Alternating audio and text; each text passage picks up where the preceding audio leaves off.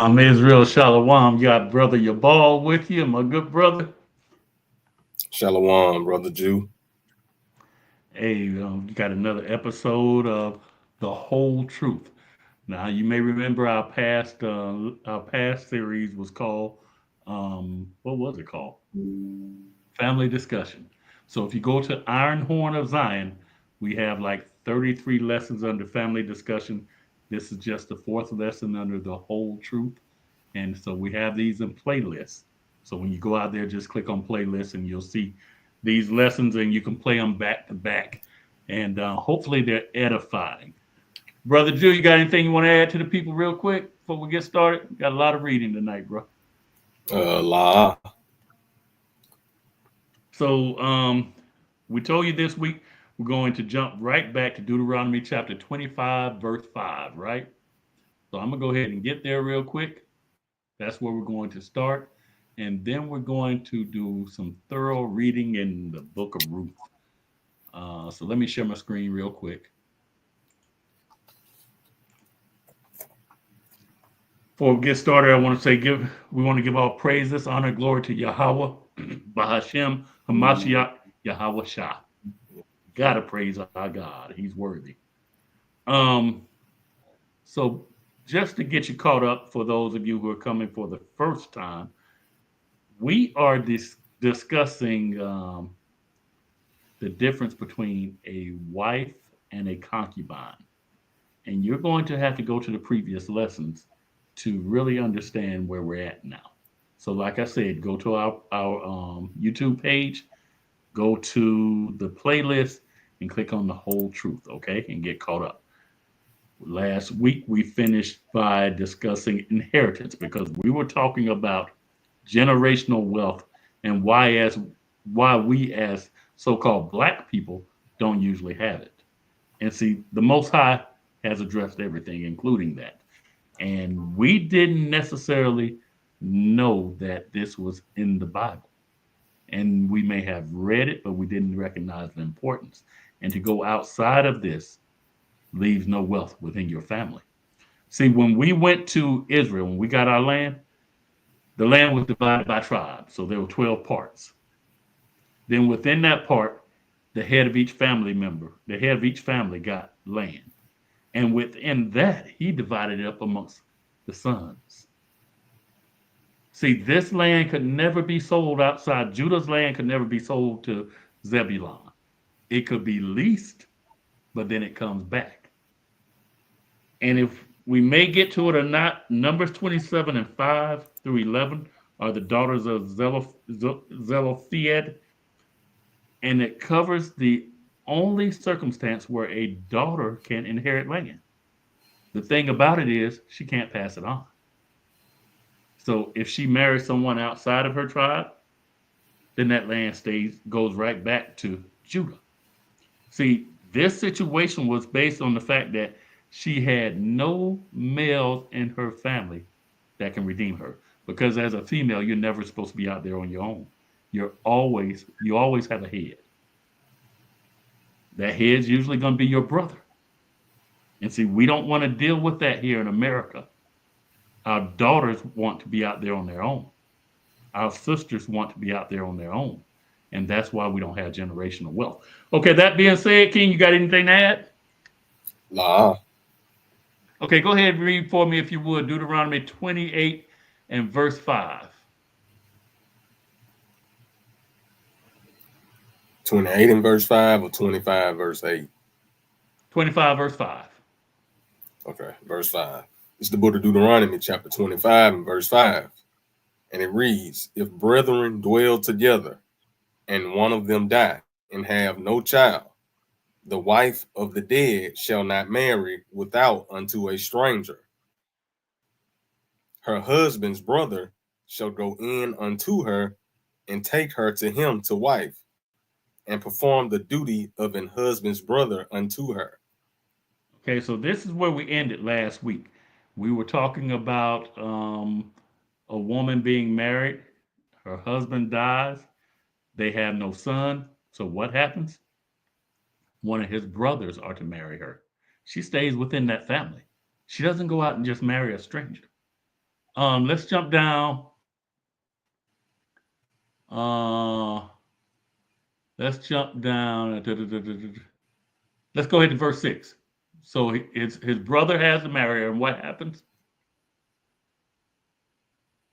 Verse 6, and it shall be that the firstborn which she beareth shall succeed in the name of his brother which is dead, that his name be not put out of Israel. All right, so the firstborn child of that new union does not become the son of the man who lay with her. That is the dead brother's son. Okay.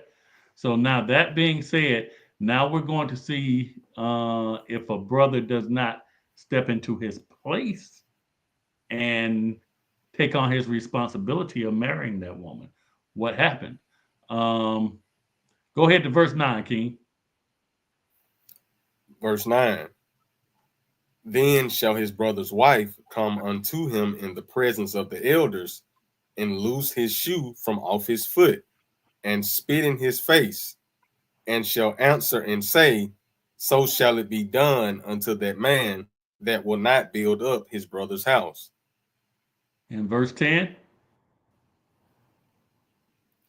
And his name shall be called in Israel the house of him that hath his shoe loosed. so his name basically is a thing to a derogatory term saying that he did not take on his responsibility. Okay. So we went into these verses in more detail last week. Just go back and listen to that lesson. We want to get into Ruth, but I want to lay this foundation because Ruth is a very good read. And it even goes beyond this, where there were no brothers remaining and what happens. Okay. Our forefathers were very wise and they could take a scripture like this and look at the principle behind it and they set rules according to that. We're going to see that in the book of Ruth. There's a lot of reading, so I didn't want to go into a lot of detail in this. So let's go now to Ruth chapter 1, verse 1. Okay. And we're going to go ahead. I was going to just explain a lot of it and make it a short read, but we're going to get it right from the Word of God. You got anything to add there, King? La. Con. You want to go ahead and get that whenever you get ready. This is the book of Ruth, chapter 1, verse 1. Now it came to pass in the days when the judges ruled that there was a famine in the land. And a certain man of Bethlehem, Judah, went to sojourn in the country of Moab, he and his wife and his 2 sons. So this man's from Bethlehem. It says Bethlehem, Judah, because the southern kingdom, Judah, was ruling Bethlehem. Okay. And so he is an Israelite. His wife is an Israelite. They have 2 sons, and they've gone to the people that we call the Chinese today because there's a famine in the land. Keep reading, King. Verse 2, and the name of the man was Elimelech, and the name of his wife Naomi, and the name of his 2 sons Mahlon and Chilion, Ephrathites of Bethlehem, Judah. And they came into the country of Moab and continued there. Keep reading. And Elimelech, Naomi's husband, died, and she was left and her 2 sons. So the father died. The father died. That's Elimelech. Keep reading.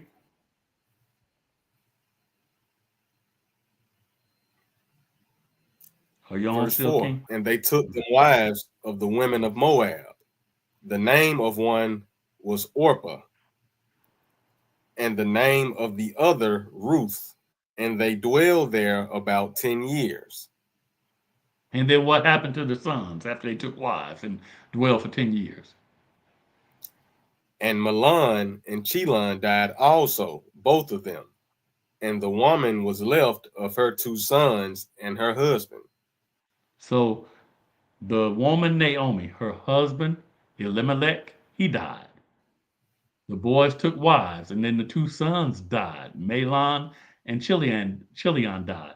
She's in a foreign land, so it's Naomi, Ruth, and the other Orpah. Okay, so these 3 women are alone. and Ruth is in a foreign land. Okay, let's jump down to verse 6 real quick. Verse 6. Then she arose with her daughters-in-law, that she might return from the country of Moab, for she had heard in the country of Moab how that the Lord had visited his people in giving them bread.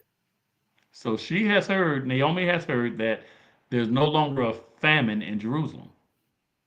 So she wants to go back. Okay, and that's what you're going to see happen after this is very important. Jump down to verse 8.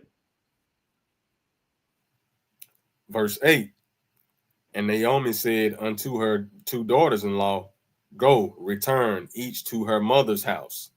The Lord deal kindly with you, as ye have dealt with the dead and with me. So keep reading. The Lord grant you that ye may find rest, each of you in the house of her husband. Then she kissed them, and they lifted up their voice and wept. So Naomi said, I'm going back home. Y'all go ahead and stay here. Go back to your people, and may the Lord give you another husband. That's what she means by may find rest, each of you in the house of her husband. Each of you in the house of her husband. So she's telling them, you're free. Go get another husband. And there's a reason she's telling them that they're free to go get a husband. Let me see where I want to go, how far down I want to go. Let's go. Let's keep reading. Verse 10. Verse 10. And they said unto Verse 10, and they said unto her, Surely we will return with thee unto thy people. Mm-hmm. And Naomi said, Turn again, my daughters. Why will ye go with me? Are there yet any more sons in my womb, that they may be your husbands? Excuse me. So do you remember in Deuteronomy chapter 25, verses 5 through 10, when a man dies and he has no sons, then his brother would take his wife and have grant him a son. Okay. And Naomi saying, I'm too old to have any more children. So why would you go with me? There's no hope of you having one of my other sons to marry. You only have two and both are dead. Okay. So that's what you have going on here. This is the conversation. So Naomi said, y'all can leave. And they're saying, we don't want to go. Let's jump down to verse 14. Verse 14. And they lifted up their voice and wept again. And Orpah kissed her mother-in-law, but Ruth clave unto her. So Orpah said, hey, it's best that I go ahead and heed to my mother-in-law's voice and go back to my people. Ruth says, I'm sticking with you. It says Ruth clave unto her. And then it goes on in verse 15, and Naomi is telling Ruth to go ahead back. Let's look at verse 16. And Ruth said, Entreat me not to leave thee, or to return from following after thee. For whither thou goest, I will go, and where thou lodgest, I will lodge. Thy people shall be my people, and thy God my God. What did she say at the end? And thy And God, thy God my God. See, you have to understand what you're looking at here. And this girl was raised to be a wife. She realized when she took on a husband, whoever he worshiped, that's who she had to worship. So therefore, her father had to be selective in who he chose for her. See, she can't go back to her people and worship false gods if she's truly turned to the God of Israel. She can't do it. So she's saying, your people are going to be my people, and your God is my God. Please don't send me back. Okay? So got anything to add to that, King? Okay, so do me a favor real quick, and I'm not going to go there. Go to Proverbs 18 and 22 and read that for me. And then we're coming right back to Ruth. Okay.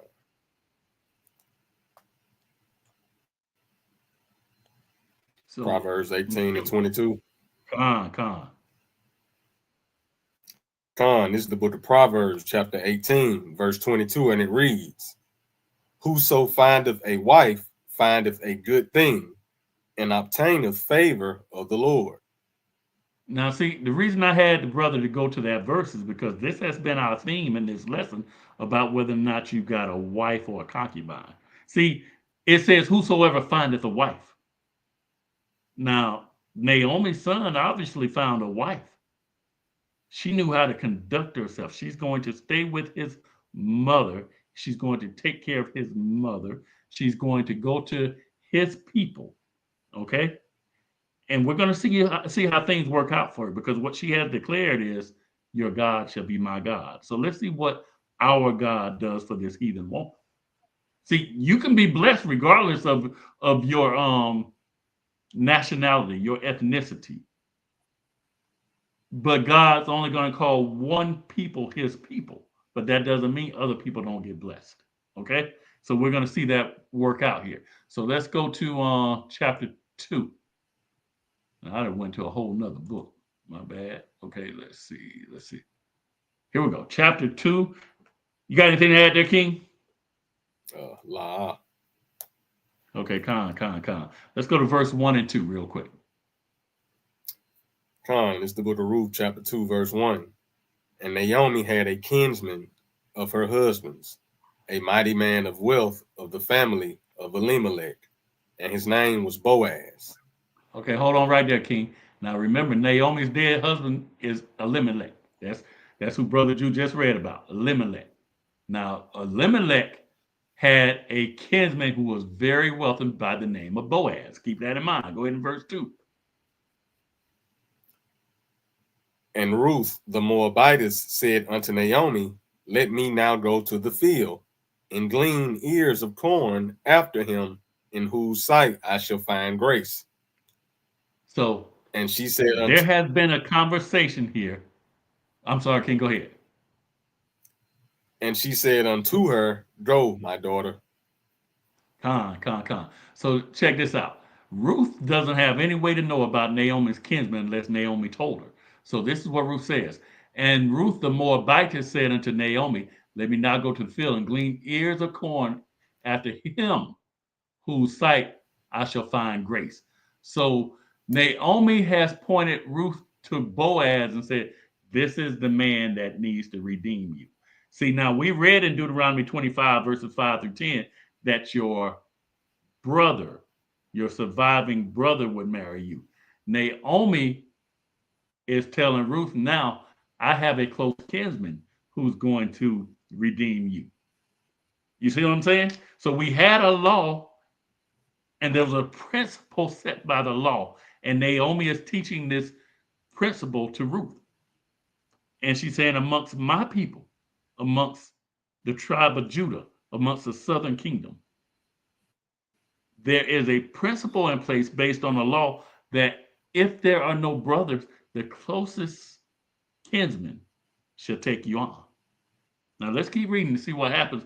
Let's go to where do I want to go? Let's jump down to verse 5. So we got Ruth going to glean from Boaz's field. Now I want you to keep that in mind, because what we're going to talk about at the end of this is the Feast of First Fruits. Real quick, because we're going to be celebrating that this coming weekend. And so I just want to get a quick little lesson on that. It's going to be very quick. We're going to hit 3 verses all in one chapter, okay? 3 or 4 verses all in one chapter. But the gleaning from his field is very important in this. I'm going to show you why she knew she could do that, okay? Go ahead to verse 5, King. Verse 5, then said Boaz unto his servant that was set over the reapers, whose damsel is this? So Boaz, the very rich man, has servants that are set over people that go out to the field and reap a harvest, okay? Boaz has noticed this damsel. Damsel means young woman. Now, you remember, she got married, and for 10 years, she was with these people. But damsel means young girl. So this is a lady who's well taken care of, and she looks young, okay? So he says, whose damsel is this? And that's verse 5, and we're going to now go to verse 8. Well, hold on. Let's say verse 8. Let's go to Let's go. Let's do verse 6. Let's answer the question: whose damsel is this? Verse 6. And the servant that was set over the reapers answered and said, it is the Moabitish damsel that came back with Naomi out of the country of Moab. All right. So this beautiful woman, people are familiar with who they are. Not only that, if he has a servant over the reapers, I'm pretty sure she had to check in. Okay. Now let's go down to verse 8. Then said Boaz unto Ruth, hearest thou not, my daughter? Go not glean in another field, neither go from hence, but abide here fast by my maidens.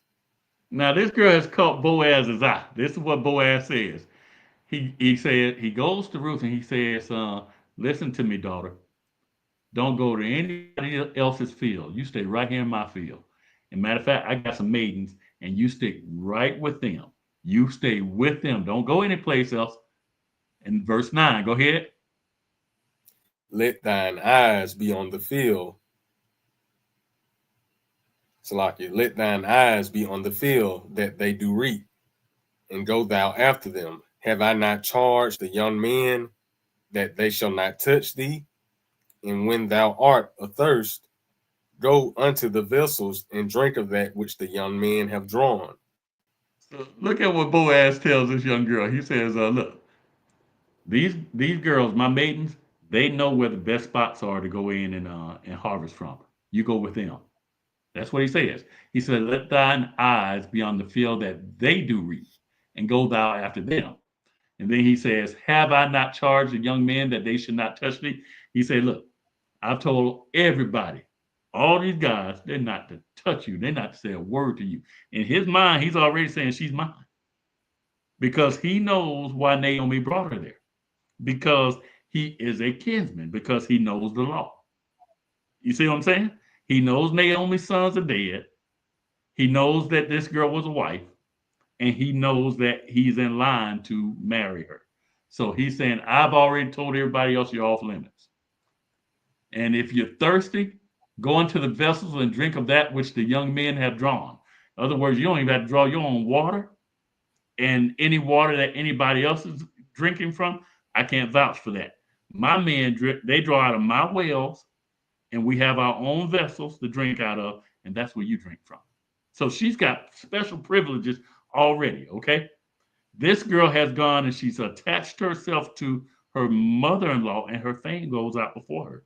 And people are noticing this because she could have stayed in her own land. Let's go down to verse 11.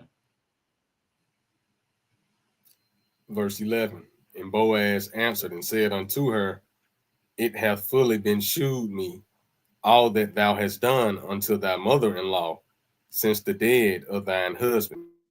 You see that? And how So thou hast left. hold on just a second, King. You see that?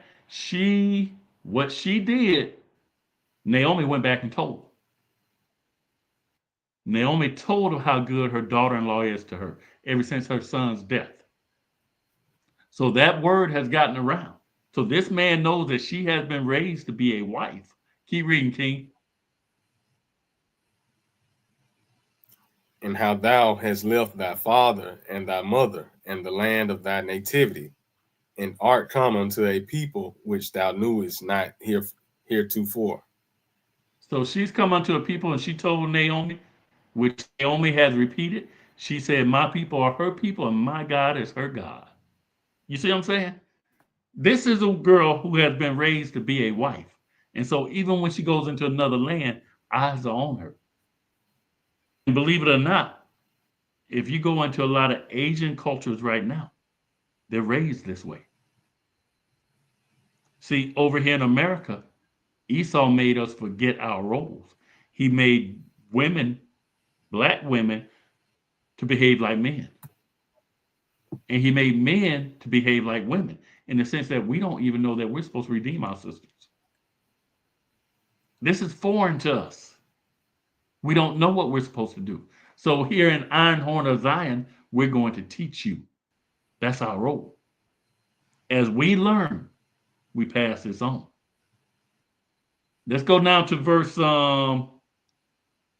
I want to go. Let's go to verse Let's go to verse 14. Let's go to verse 14. Boaz is still telling this girl she's special in his eyes. Watch what happens. Verse 14, and Boaz said unto her, at mealtime, come thou hither, and eat of the bread, and dip thy morsel in the vinegar. And she sat beside the reapers, and he reached her parched corn, and she did eat, and was sufficed, and left. So Boaz said, hey, come have dinner with me. Now they're not alone. Those that are close to him, they all sit at the same table. And she sat beside the reapers, and he reached her parched corn. You see that? But Boaz invited her to dinner. Let's go into verse 15. Verse 15, and when she was risen up to glean, Boaz commanded his young men, saying, let her glean even among the sheaves, and reproach her not. So what Boaz is saying, you have to understand, when they're saying glean, they can go to the outer parts of the fields. But that inner part, where Boaz is harvesting to sell from, they're not allowed to go there. But he says of Ruth, she can go where she wants to. Y'all are not to stop Ruth if she comes in further. Because you got to remember, if everybody's gleaning from the outside, each day it becomes less and less to get.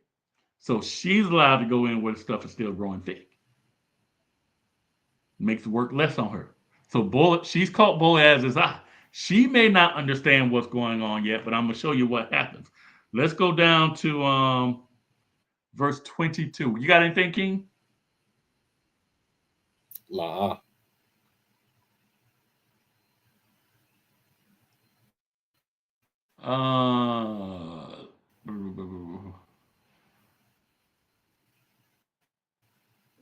Let's start in verse 19.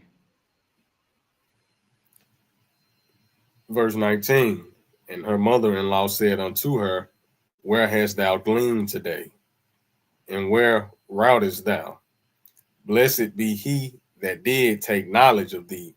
And she Okay, shewed her mother-in-law. Stop right there. Naomi noticed how much she brought back that day. Now, if we had it started in verse 17, it said she gleaned till evening.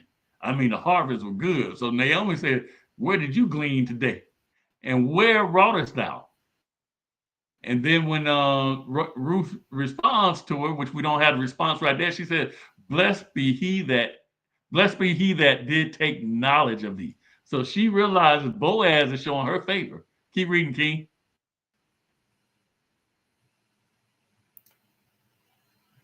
Blessed be he that did take knowledge of thee. And she shewed her mother-in-law whom she had wrought, and said, the man's name with whom I wrought today is Boaz. So she said, it's still Boaz. And Ruth had noticed the difference. Naomi noticed the difference in the harvest, because now she's gleaning from the inner parts of the field. But she said, hey, I was in Boaz's field. Go to verse 20, King.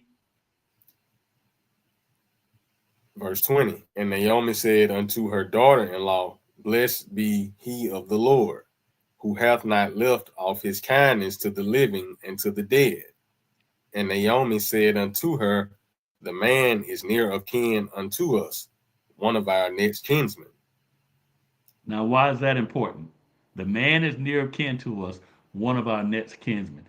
He is in line to marry you, which also means I'm taken care of. So she said that blessed be the Lord who hath not left off his kindness to the living and to the dead. She said the Lord is looking out for us. The Lord has blessed us. So when she sees that Boaz is interested, she didn't say, see, this is because my wisdom. What she did was she gave credit to the Most High, who put these laws in place, so that she, as an elder woman, when her husband and her sons are dead, she's not going to be left without a son to care for her in her old age. I mean, you can't beat this. I mean, she's going to be attached to her wealthy kinsman. He's going to see after her if this works out. And then as her grandson grows up, he's going to look after her if she's still living.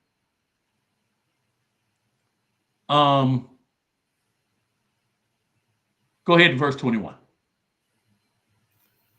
Verse 21. And Ruth the Moabitess said, he said unto me also, thou shalt keep fast by my young men until they have ended all my harvest.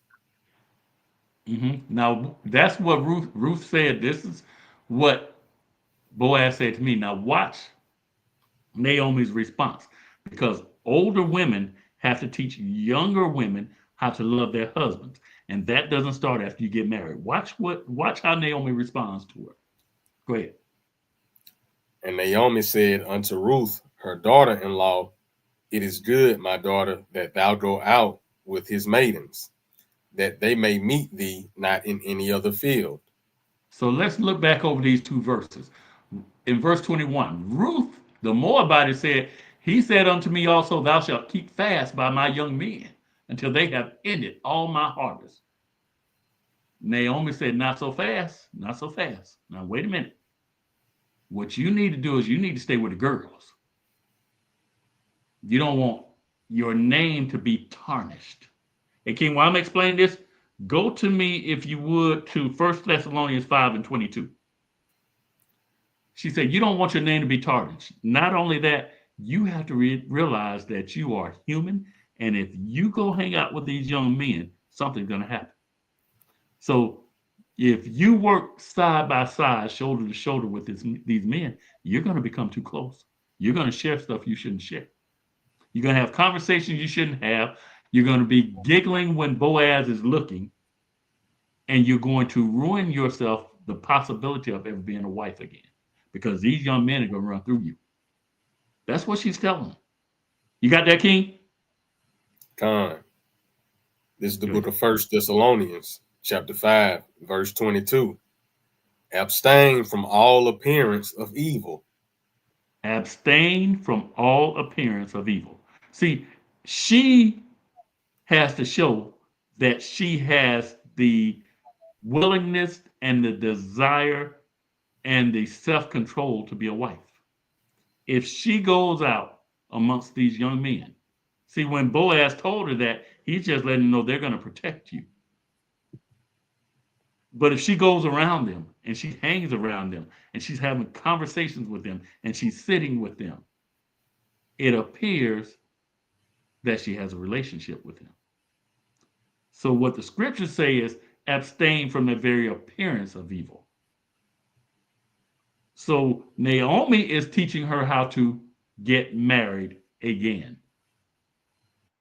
She comes from another culture and she was about to mess that up. Now you can look at it and say, well, maybe she wouldn't have slept with him. It doesn't matter. If Boaz perceived that she did, it's an issue. We good on that? Let's go now to verse 23. Let's see if Ruth actually listens to her mother-in-law. Verse 23. So she kept fast by the maidens of Boaz to glean unto the end of barley harvest and of wheat harvest, and dwelt with her mother-in-law. So this is what she did. She listened to her mother-in-law. She stayed with the women. And what did she do in the evenings? She went to her mother-in-law's house. See, y'all make this mistake. Y'all go get these jobs, then you want to go hang with the women after work. Talk about we went out to eat. And then you got 3 or 4 women at the table, men are coming up. And then the man that might have wanted you has seen you with other men. And that's why you can't get a husband. And if you get one, he never trusts you. He's always accusing you of being with other men because you're too friendly. You get in front of other men, you want to show all 32. You want to have conversations with this man as if your husband's not sitting there. And you only do that because that's what you do when he's not there. See, that's not what you're supposed to do. Naomi told this girl, stay away from those boys. Go to work, do your job, and come home. And that's what she did. And we're going to see how it works out for her. Because remember, they're in dire straits. They didn't have life insurance policies back then. Your life insurance policy was you get remarried. and it's to your brother's brother. And then if he didn't exist, the Lord in all his wisdom had a plan set up. There's somebody for you. But you got to be willing to do what's right. Let's go to Ruth chapter 3, bro. You got anything to add to that? La. Book of Ruth chapter 3, verse 1. Then Naomi, her mother-in-law, said unto her, My daughter, shall I not seek rest for thee, that it may be well with thee? Mm-hmm. Keep reading. And now is not Boaz of our kindred, with whose maidens thou wast? Behold, he winnoweth barley tonight in threshing floor. Keep reading, King. Wash thyself, therefore, and anoint thee, and put thy raiment upon thee, and get thee down to the floor. But make not thyself known unto the man until he shall have done eating and drinking. Okay, so this is what Naomi says. Naomi said, okay, it's time to move this thing forward. This man has shown he's interested in you. Now you got to show you're interested in him. He's done all he can do. He's had you over to eat. He's letting you glean all over his fields. And he knows what we're here for because he is a kinsman. He has even acknowledged that he's your close kinsman, okay? So she says, this is what you do. Get freshened up. Take a bath. Put on some nice clothing. He's going to be at the threshing floor, so you go there. But don't allow yourself to be known until he has been eaten and drinking. And drink. He's relaxed. He's come down from all the work. He's taken care of all his business, and now he's relaxed. Go ahead to verse 4. And it shall be when he lieth down that thou shalt mark the place where he shall lie. And thou shalt go in and uncover his feet and lay thee down, and he will tell thee what thou shalt do. Okay. Now, this right here, this could throw a lot of people off. So, what Naomi has done now is told her to go to him, lay at his feet, and by doing so, you're letting him know, I'm here to be your wife, but I'm not here to have sex. But you say, but she said, but thou, it says, and he will tell thee what thou shalt do. Yeah, he's a man of integrity. He's not going to tell her to get undressed. He can't. Not if he is a man of God. And I'm going to show you why. See, there's a process in place. He knows she's there looking for a husband. She's not looking for a role in that. And he's going to tell you how he knows that. We're going to go on and you're going to see. Let's go down to verse 7.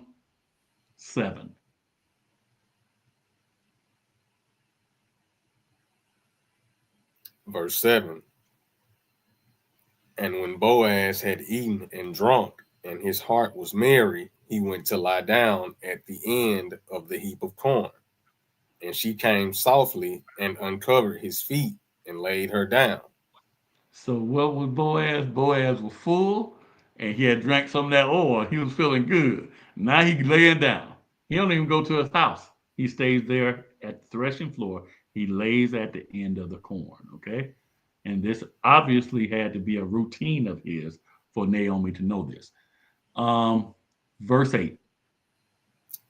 And it came to pass at midnight that the man was afraid and turned himself, and behold, a woman lay at his feet. So he felt something that he shouldn't be feeling. He don't know what's at his feet, wild animal or anything. So the man got afraid. He can't see, it's dark. And so, but it was a woman laying at his feet. Go ahead and read, King. And he said, Who art thou? And she answered, I am Ruth, thine handmaid. Spread therefore thy skirt over thine handmaid, for thou art a near kinsman. Now look at her response. He says, Who art thou? It's dark in there. He can't see it. She said, Hey, this is Ruth, your handmaid. In other words, she doesn't put herself on the same level as him. She's at his feet and she calls herself his handmaid, which means she's basically calling him Lord. Okay? Lord. Master. Okay? She says, Spread thou therefore thy skirt over thine handmaid. He's not wearing a gown. The skirt just means whatever he's covering himself with, his blanket. Cover me with that. And why does she say that? To have sex with him? No. She tells him right here, she wants to marry him. She says, "For thou art a near kinsman." That's what she's there for, is marriage. Now let's see his response. Let's go to verse got anything to add, King, before going further? La. Where we at? We're in Ruth chapter 3, right? So let's go to where I want to go. Go to verse 10. We're gonna read 10 and 11.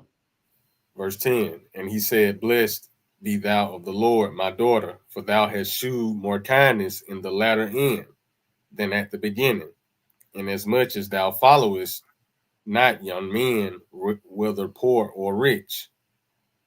Keep reading. And now, my daughter, fear not. I will do to thee all that thou requirest, for all the city of my people doth know that thou art a virtuous woman. What kind of woman? A virtuous woman. Now he explains before that what makes him and the people of the city say she's a virtuous woman. Now, if you would, King, get me Isaiah 3 and 16 while I explain what's going on here, okay? Let's go back to verse 10. It says, and he said, Blessed be thou of the Lord, my daughter, for thou hast showed more kindness in the latter end than at the beginning. And what he's saying is, when I first laid eyes on you, you were not out here making eyes at me. You were not being in any way flirtatious. You came here and you worked. He said, you're showing more now. I wasn't sure if you were interested in me, even though I was letting you know I was interested. I'm interested. I'm inviting you to dinner. I'm telling you, glean at over my fields. Don't drink where everybody else drinks. I got guys drawing water for you. Go with my maidens, whether this be his other wives or their cousins or their sisters. These are girls who are special in his sight. He said, you ought to be with them. And she showed in no way that she's interested. What she did, she worked. And she took what she got home to her mother-in-law, and she went there every night and took care of her mother-in-law. Okay? So he has noticed all of this. So he says, for thou hast showed more kindness in the latter end than at the beginning, inasmuch thou followest not young men. Now you remember, he told her to go with those young men. He's watching her. He's testing her. What did Naomi tell her? Don't you do that. And you young men, y'all need to know this. When you start dealing with a woman, you don't want to always have her by herself. Take her out with her friends. Go bowling or something like that, where it's a big group of you, and see how her friends behave and see how she behaves with her friends. See, you want her relaxed. When it's just you and her alone, it's easy to fake. No, you want to see the people that she's around. You want to go out into a place, you want to find out where they normally hang, and you want to go there. See how many men she knows. You want to look at her Facebook page. See how many male friends she has. See, all this matters. These are the things Naomi told Ruth not to do. So he said, inasmuch as thou followest not young men, whether poor or rich, he said, their money didn't matter to you. And now, my daughter, fear not. I will do to thee all that thou requirest. Remember I told you, she said, I want to get married. And he said, I'm going to do that to you. For all the city of my people doth know that thou art a virtuous woman. How did they know she was virtuous? From the reputation that was passed on by Naomi, her mother-in-law, as well as the way that she carried herself, she conducted herself. Go ahead and give me that in Isaiah, King. This is the book of Isaiah, chapter 3, verse 16. Moreover, the Lord saith, because the daughters of Zion are haughty, and walk with stretched forth necks and wanton eyes, walking and mincing as they go, and making a tinkling with their feet. So what the Lord said was he was upset with the daughters of Israel because of the way that they have stretched out necks looking for everybody. Wanton eyes, they're being flirtatious. Ruth wasn't like that. See, she was raised to be a wife. And see, this stuff that y'all do now, all this rolling of the neck, batting of the eyes, in men's faces, as if you are supposed to be. No, this girl got to his feet. See, you shouldn't be out there having whole conversations with a man that's not your husband. When you're at work, you do your job. And what's necessary to do your job, that's the only conversation you ought to be having with another man. So now you say, I'm old fashioned. But didn't the Bible say, search out the old ways? The old ways are right. I'm showing you how a girl got married. 2 husbands, and you can't get one. And then the one that you did get, you're getting divorced. And now you want to know, why am I bashing women? I'm not bashing women. I'm teaching you how to be a woman that the Lord is pleased with. Because nobody told you that he's displeased with your behavior. What's it say after that verse, King? Verse 17.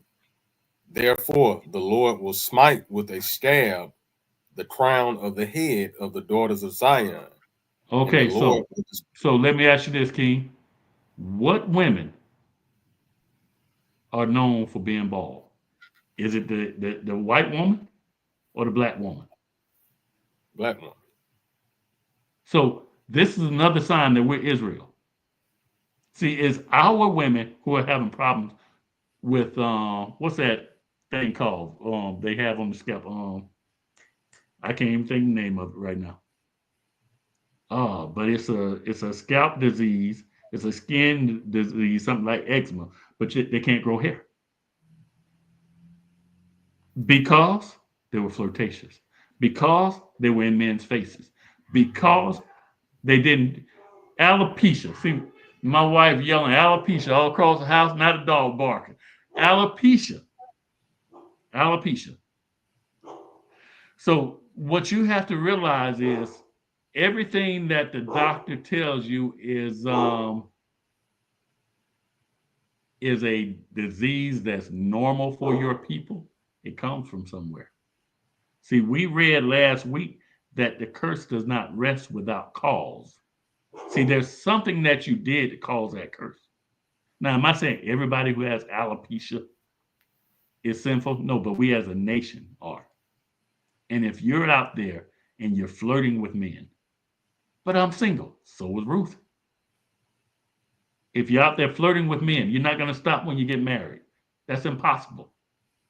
See, what you got to do is let people recognize you for being a person of integrity. She said, your God shall be my God. That's what they ought to know about you, that you serve the Lord.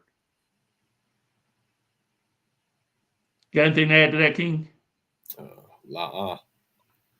Now, let me show you why why Naomi was so sure that this brother was not going to sleep with Ruth. Go ahead to verse 12, King. 12 and 13. Verse 12. And now it is true that I am Salakia. And now it is true that I am thy near kinsman. Howbeit there is a kinsman nearer than I. Hold on right there, King. So notice they have not used the word marriage one time. They keep talking about a near kinsman. So therefore, if a brother was alive, he is the near kinsman. And some translations say kinsman redeemer. Okay? Now, because the brother is dead, then it's who is the next closest relative, male relative. That's the near kinsman. Boaz says, now, wait a minute. It's true, I'm your near kinsman now. You know, he just told her he's going to do everything that she requires. But there is somebody closer than him. Keep reading, King. Verse 13. Tarry this night, and it shall be in the morning, that if he will perform unto thee the part of a kinsman, well, let him do the kinsman's part. But if he will not do the part of a kinsman to thee, then will I do the part of a kinsman to thee. As the Lord liveth, lie down until the morning. Okay, so he tells her, go ahead and rest, get some sleep. He didn't say, let's have sex. He didn't say, come up here and lay on the pillow next to me. He told her to lie down right there at the bottom of the bed where she was at. And he said, now look, This is what we're gonna do. I gotta let this near kinsman know about you. There's a guy closer than me. He's a closer relative than me. Now, if he doesn't do his part, I got you. He's already been showing her that he desires her. So what does she do? Better yet, before I get there, I told you she went on and laid at his feet. He didn't say get on my pillow. So go to verse 14 so we can verify that. And she lay at his feet until the morning, and she What did she rose do, up. King? What did she do, King? And she lay at his feet until the morning. That doesn't make it right for you in this day and time to go stay at a man's house. No. This was something culturally that they understood there. And this wasn't necessarily the norm. This is the way Naomi said, okay, now you got to show him that you are interested. Okay? Keep reading. And she rose up before one could know another. And he said, let it not be known that a woman came into the floor. Now look at what she did. She had enough sense that she didn't want nobody to know she'd been there. She got up early in the morning. And then he agreed with it. It's good that they don't know.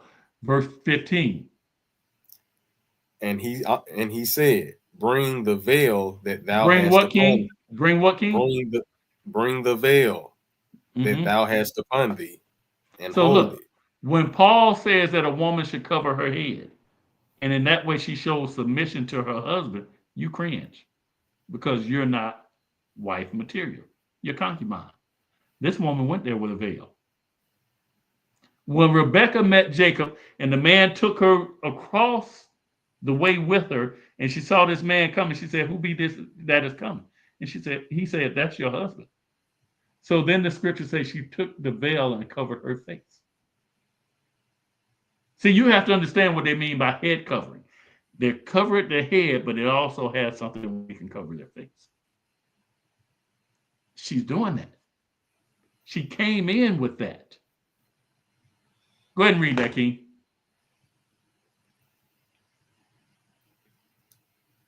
And he said, bring the veil that thou hast upon thee, and hold it. And when she held it, he measured 6 measures of barley, and laid it on her, and she went into the city. So look, this is what they did. They had the veil. So I'm gonna use my shirt. So she had the veil out like this, and they put all that barley in the veil. I hope y'all can see that. Hope you can see that. So that's what's going on there, okay? So he's like, you're not gonna be able to hold in your hand what I'm about to send you home with. So he's letting Naomi know, hey, we got a deal. I understand what you're doing. Go ahead and read, King. And when she came to her mother-in-law, she said, who art thou, my daughter? And she told her all that the man had done to her. Mm-hmm. And she said, these 6 measures of barley gave he me, for he said to me, go not empty unto thy mother-in-law. Go now what? Go not empty until thy mother-in-law. Mm-hmm. So he's letting her know, I'm going to take care of you when I redeem her. Keep reading, King. Then said she, sit still, my daughter, until thou know how the matter will fall. For the man will not be in rest until he have finished the thing this day. She said, this thing ain't gonna take long. Don't even go out there to the field today. He sent you enough where you can stay here. He said, she says, he gonna finish this thing today. He wants you. He wants you for his wife. He realizes, he has said to you that you are virtuous. He knows what he's getting. So he's not letting nightfall come before he settled this matter. Now let's go ahead to the next chapter, King. Chapter 4. We're gonna go to we still got a lot of reading. What time is it? Man, we're gonna finish out Ruth today. Should we stop, King, and go ahead to the first fruits, or finish out Ruth? I think we can finish it. Okay, we'll finish out Ruth. Go ahead. Let's read 1 through 10. I may have to jump in and just paraphrase some stuff, and we'll keep rolling. Okay, start in verse 1. Book of Ruth, chapter 4, verse 1. Then went Boaz up to the gate and sat him down there, and behold, the kinsman of whom Boaz spake came by, unto whom he said, Ho, such a one, turn aside, sit down here. And he turned aside and sat down. Ready? And he took 10 men of the elders of the city and said, Sit ye down here. And they sat down. And he said unto the kinsman Naomi, that is, come again out of the country of Moab, selleth a parcel of land which was our brother Elimelech's. Keep reading. And I thought to advertise thee, saying, But it before the inhabitants and before the elders of my people, if thou wilt redeem it, redeem it. But if thou wilt not redeem it, then tell me, that I may know, for there is none to redeem it beside thee, and I am after thee. And he said, I will redeem it. So this is how Boaz plays this. Now we know ultimately Boaz is after Ruth, but he didn't tell the man about Ruth at first. What he did is tell him about the land. And so the man has to pay a price for that land. And so he says, look, our brother that passed away, he's got some land. And now you're first in line to buy it. But if for any reason you don't buy it, I'm next in line. So the man, he's counting his coins in his head. He's okay, I'm going to redeem that land. Now what happens? Go right after that, verse 5. Then said Boaz, what day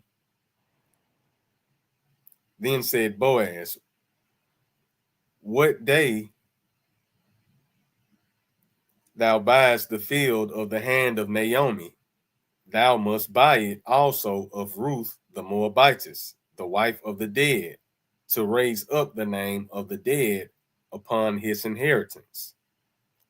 And the kinsman said, I cannot redeem it for myself, lest I mar mine own inheritance. Redeem thou my right to thyself, for I cannot redeem it. Okay, so now Boaz comes with the trickery. Boaz said, now look now, on the day you buy that land, you also got to redeem Ruth from Naomi. Now don't forget, once you get her she didn't have a son for her husband. So you got to have a son with her. So that therefore that son can inherit. So basically you don't even get the land that you buy. It goes to that son. The man got to thinking about that. He said, ho. Now I can't afford to go buy some land that I'm not going to get to keep and pass to my children. And I'm not sure I want to raise up a son for another man. So why don't you go ahead and buy it, Boaz? So he first gave him the cost. He said, you got to consider this matter. You got to buy land. Oh, I got that. I'm buy that land. Now, don't forget now, there's Ruth, and there's a matter of you got to have a son with Ruth that actually is going to be the heir of that land. And he's like, wait. I got my own children now. I can't mar my inheritance. I can't go spending money on land that I can't use, that I can't give my own children. So he had to consider all of that. And so he said, what about you? Can you go ahead and redeem all this? Go ahead and read, King. Verse 7. Now this was the manner in former time in Israel concerning redeeming and concerning changing. For to conform. Read that part again, King. Go ahead and read that again. Now this was the manner in former time in Israel concerning redeeming and concerning changing. For to confirm all things, a man plucked off his shoe and gave it to his neighbor. And this was a testimony in Israel. Keep reading. Therefore the kinsman said unto Boaz, buy it for thee. So he drew off his shoe. So check this out. We read about that in Deuteronomy 25, verse 10, okay? About the shoe and what the man's name would be. In this situation, the man kind of negotiated, and he said, look, I can't do this. Can you do it? So they came to an agreement. It wasn't a thing where he just walked away. So the exchange of the shoe was a little more eloquent, a little more peaceful. It wasn't a situation where he said, I ain't doing this, and the woman comes up and spits in his face or anything like that, okay? But I just wanted to show you where this was played out, even in the sense where a brother does not live. Okay, there's no existing brother to marry her, so the Lord still had a plan to take care of the daughters of Zion, and that's the importance of inheritance and generational wealth. This is how you accumulate generational wealth. When you go outside of this, what's that tennis player's name? What were their name? The two sisters, Serena and Zena, Venus. Venus and Serena. Now, Serena, her dad taught her to play tennis. Now she's gone on and married somebody outside of our nation after she's made all this money. So how does that benefit our people? It doesn't. This is how we lose generational wealth. And so you have to look at all of this and say, the Lord put this stuff in place for a reason. Esau has fooled you that you're going to get enough in life insurance. You paid out so much. And then the first time that you had financial need, you stopped paying and you lost all that money. When what you needed was a son. And then you needed multiple sons. But somebody told you to take the pill and have one child. That's not wealth. See, your children, the Bible says, blessed is the man whose quiver is full of them. But nobody told you that. Somebody told you one or two children at the most. And it wasn't God. He said, be fruitful and multiply. See, you have to pay attention to these commandments. That being said, we're going to leave that for now. Now, look, we're going to go talk about first fruits, but I want to tell you something real quick. Next week, we're celebrating first fruits. So, Julian, did you decide what day we're going to do the lesson on? I didn't look. I think Monday should be good. But we need to talk about that later? Yeah, but I think maybe Monday. Monday. Okay, so Monday at 8 o'clock next week will be our lesson because we will be celebrating first fruit Sunday night, okay? Or we'll be traveling Sunday night, celebrating first fruit during the day. So Monday at 8 p.m., we'll be back here. And what we're going to talk about next week is Deborah. Deborah had been on my mind, and then a young lady posted in Facebook asking the question, if Deborah judged Israel, why are y'all telling women that they can't teach? So I told her I was going to do a lesson on that. And so I want to go ahead and do that because it had already been on my mind. Now, the week after that, what the plan is, we're going to start talking about toxic parents. And how do you handle that? Because the Bible tells you to honor thy father and thy mother. So we want to show you when your parents cross the line and how to handle it, okay? So you got to know what you're doing in the sense that you have to know when you're in the right. If you don't have confidence that you're in the right, then you're going to let your parents ruin your marriage. They're going to ruin your children. And you have all kind of trauma you're dealing with from your parents. You don't want to pass that trauma on to your children. Sometimes you have to protect your children from your parents. And what I'm saying is that doesn't make them terrible. It makes them untaught. Okay? So we're going to address all that, show you how to set healthy boundaries and move forward. But what I want to get into right now is first fruits. If we can go to Leviticus chapter 23, verse 10. So first fruits happens 50 days after Passover, okay? First fruits is called Pentecost if you look in the book of Acts. And Pentecost just means 50, okay? So that's Leviticus 23.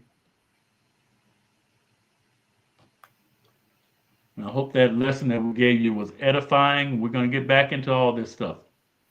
When we get to talking about toxic parents, it deals with all of this because it still deals with being raised to be a wife, being raised to be a husband. We're going to show you where your problems come from. We're going to show you how to fix that stuff, okay?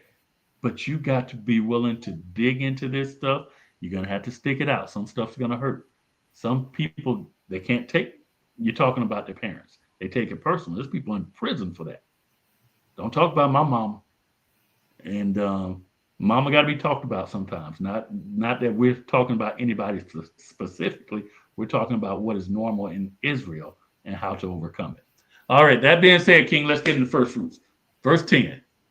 This is the book of Leviticus, chapter 23, and verse 10. Speak unto the children of Israel, and say unto them, when ye become, Salakia, when ye become into the land which I give unto you, and shall reap the harvest thereof, then ye shall bring a sheaf of the first fruits of your harvest unto the priest.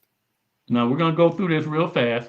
Now he says, bring a sheaf. If you go look that up in the interlinear on the blue letter, there's a section called Outline of Biblical Usage, and it calls a sheaf 1/10.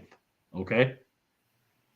Now, when you get into the Strongs, it just says a measure of, but we're going to go with 1/10 just for this lesson, okay? Because that's the only thing we have. We don't know what a measure of is, okay? But what I'm going to tell you is what he's telling you is you have to bring something to first fruit. See, and when you give to the Lord, he blesses your giving. So if you want that harvest multiplied, you're looking for that raise on your job, bring something, okay? And we're going to tell you where to bring it. Don't worry about that. And no, we're not begging for money. We're not the church. Jump down to verse 16, King. Verse 16, even unto the morrow, after the seventh Sabbath, shall ye number 50 days, and ye shall offer a new meat offering unto the Lord. So this tells us when first fruits is. So it says the morrow after the Sabbath, even until the morrow after the seventh Sabbath shall you number 50 days. So 50 days is when after the Sabbath, after the Passover is the first fruit, okay? Or Pentecost. 50 just means Pentecost just means 50, okay? So that's when it is. So now we got that we at this point we have to bring part of our harvest. We know our harvest now is we work a job and we get a salary. Most of us don't have a farm, okay? Let's jump down to verse 22. And this is a very quick, just overview. We're not trying to give you an in-depth lesson. We're going to do a lesson next week while we're at the feast. We'll probably go live, and so you get a chance to see that. And that's why we won't be live on Sunday. We're going to do a live for the first fruit. So there will be a first fruit lesson. Go ahead, King. Verse 22, and when ye reap the harvest of your land, thou shalt not make clean riddance of the corners of thy field when thou reapest, neither shalt thou gather any gleaning of thy harvest. Thou shalt leave them unto the poor and to the stranger. I am the Lord your God. Now, if you remember when we were looking at Ruth, she was gleaning from Boaz's field. So she could go around the edges, and she could also pick the stuff up that was off the ground. So that's what she was doing. And this is why she was able to do it. And this is why Boaz expected and had people out there doing it. It was for the poor. So we didn't have a system called welfare. You had to work. And the Bible says if a man don't work, he don't eat. But what you gather from Boaz, it wasn't just men. The women had to go out there and work too. They didn't have a husband. If you didn't work, you didn't eat.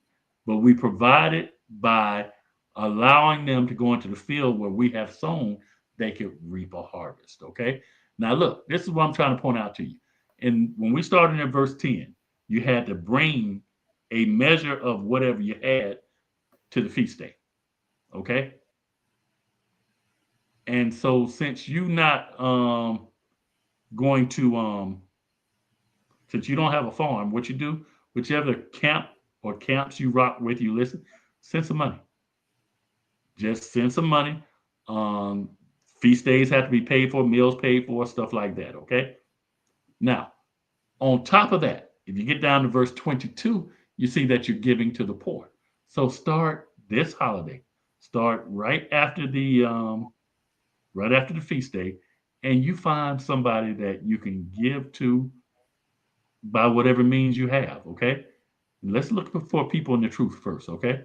You know some people that's struggling in the truth, and no, you don't have to go to your brother. Brother, y'all all struggling. Let's do this. No, you give. You don't have to go to your camp and say we need to set up a giving fund. No, you don't know what the camp doing. That's none of your business. The camp they have to spend money going out and teaching. Brothers are buying food. They're paying for gas. They're buying clothing. Okay. We have feast days. We come out of our pockets for that. And so as we get into this more, we're going to buy more equipment for coming on YouTube and things of that nature. So we're spending money. And what we're saying is those that you're learning from, spend some money with them, okay?